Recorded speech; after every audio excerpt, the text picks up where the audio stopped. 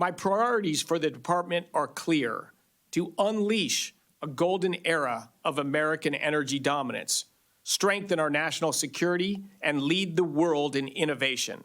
A reliable and abundant energy supply is the foundation of a strong and prosperous nation. When America leads in energy, we lead in prosperity, security, and human flourishing.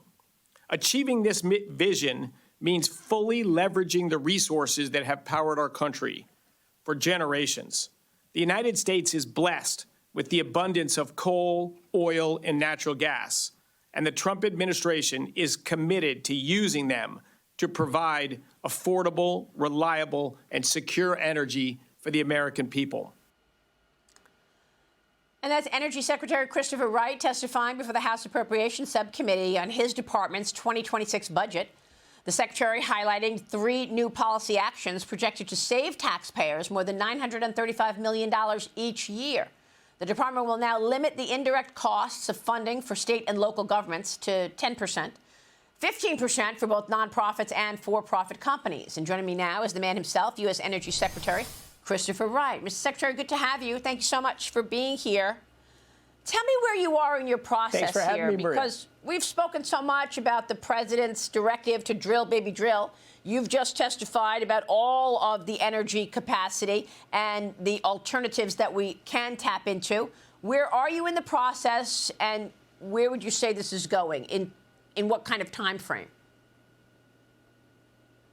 Well, the great news is all we really have to do is undo all the wrong-headed policies of the last administration. You know, they came in saying they promised they were going to get rid of fossil fuels. Well, they were a little over 80% of American energy when they were elected, and they were a little over 80% of American energy when they left. The thing they did do was make them all more expensive. And they did that by just getting policies to get in the way of the commercial production of energy. So we're clearing out a lot of that underbrush to make it easier, re-permitting natural gas export terminals, common sense permitting and regulation on building pipelines. We are gonna give a help and a nudge to kickstart nuclear energy in the United States again. Very excited about that. Geothermal is a new emerging technology, but we'll end this sort of obsession with only wind, solar, and batteries that are still less than 4% of American energy. But they were all in on just that tiny little quadrant of the energy sector. I like that. That is a very important agenda there. Secretary, I want to ask you about Venezuela. This has become a real hot topic. Officials in Venezuela are now pleading with China to step up the oil purchases. Of course, China is their biggest creditor. After President Trump revoked licenses for Chevron and other foreign energy operators from working in Venezuela. I spoke with the chairman and CEO of Chevron, Mike Wirth, about this on Sunday Morning Futures. Watch this. A good portion of Venezuelan oil has historically come to the United States. Refineries on the Gulf Coast are designed to run that specific type of oil, and so it's very important for energy security in the U.S. The changes in the rules mean that that oil won't flow to the U.S. now, so making us less secure. China is actually the largest buyer of Venezuelan oil today. Venezuelan government officials have been in China very recently, encouraging China to buy more. And so as the largest buyer today, the policies could drive even more of that trade to China. And as you mentioned, we're the only American company that remains on the ground in Venezuela, which sits right across the Gulf of America from our country. And if we were to leave, as others have, the oil production continues and American companies are replaced by companies from other countries. And historically, that's been Chinese companies, Russian companies. And this is sort of China's MO, become a country's biggest creditor and ultimately dominate. And I don't think the U.S. or the Trump administration wants to see China dominating another country. Well, you're right. We've seen this playbook before in Africa, in Latin America, in Central Asia.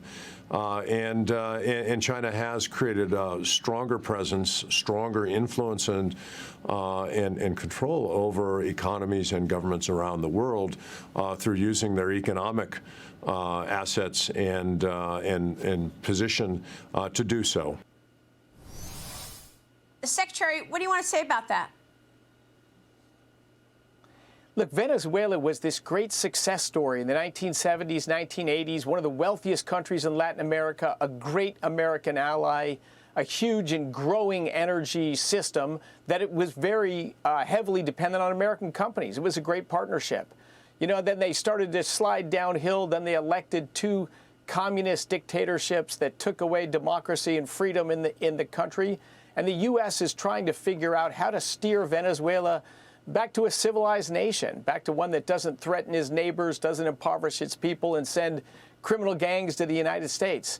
So President Trump, instead of just letting it go on, he's standing up, trying to put some pressure on Venezuela to drive change there. I think he's going in the right direction. It would be a win for the United States and certainly a win for Venezuela if we can get a pivot out of that country. They've had 25 miserable years.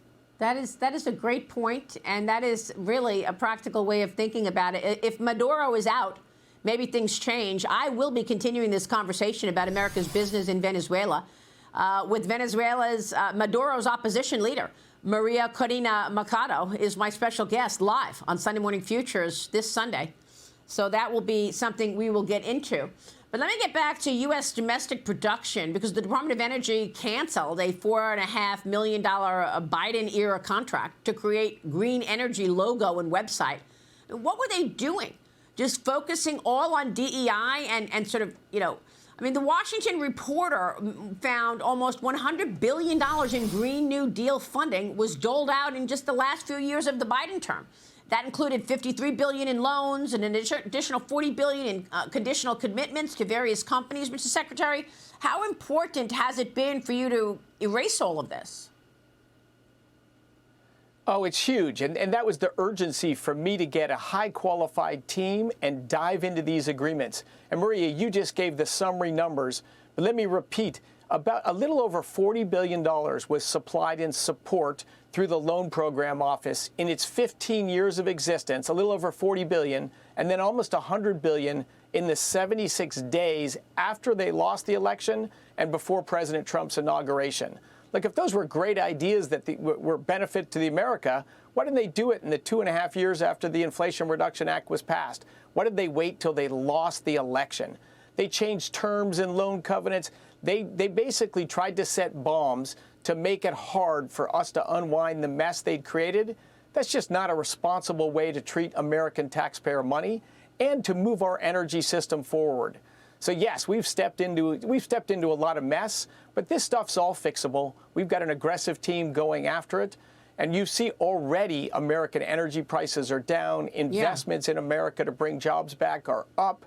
So I think we're going the right direction. But yeah, we've got a lot to clean out. But Secretary, why is it so hard to codify some of these executive orders into law? I mean, you know, these oil companies put money down. These are long-term contracts. They need to know that they're going to be here beyond 4 years. So is there anything you can do to help Congress and to push Congress to codify these things into law, like the permitting process? We are. I was with a couple senators yesterday. I would say there's great interest in Congress to make long-term structural fixes. On the news, you hear a lot about what we're doing in the short run, because that's moving fast. There's also at least as much effort on these long-term structural codifications you just mentioned. So, you know, no specifics yet. Nothing has been passed through Congress of meaning. But you're going to see meaningful changes to our laws, some this year, and you will see it steadfast throughout this term. We will not be able to go back to the lunacy we arrived in whenever the Democrats come back to power. I think there'll be some meaningful checks on the lunacy that can return. All right. We'll be watching your work, sir. Thanks so much for joining me this morning.